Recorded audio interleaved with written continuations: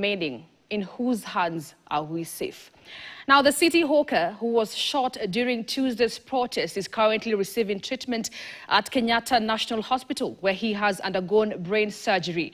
22-year-old Boniface Kariuki was shot at close range by a police officer while hawking face masks. According to his father, Jonah Kariuki, the bullet struck his son above the ear, but doctors have since successfully removed it. Boniface remained in intensive care unit in stable condition following the procedure.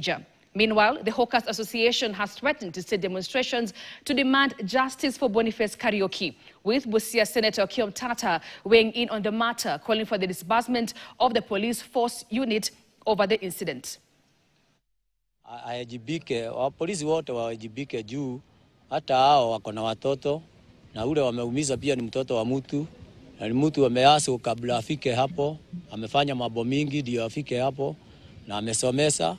Ametumia mambo mingi, amepitia kwingi, na kama hii si vile tunafanya kazi ya kanjo. Saa ingine umekimbia, umegogwa mahali, umekaa wiki mbili kwa nyumba ukimtafutia tu. Kwa hivyo unasikia uko na uchungu mingi, na huyo karao amefanya makosa na anafaa kuchukuliwa hatua kali. Na ni kitu gani ungependa kuambia serikali kulingana na hali ya mtoto wako? Ni serikali inaweza waambia vile wanafanya, wafai kufanya namna hiyo juu mtoto ni mtoto kama hao pia. Clearly, when you look at the video, there's ultimately no reason why that boy was shot, other than to intimidate the public.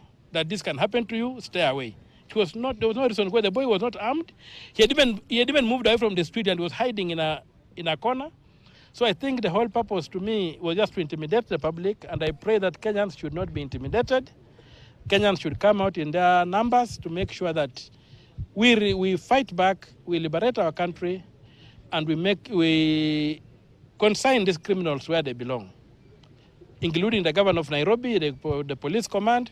And from a few days ago, I've been calling that the entire police force should be disbanded. We begin afresh, because it looks like the road goes so far.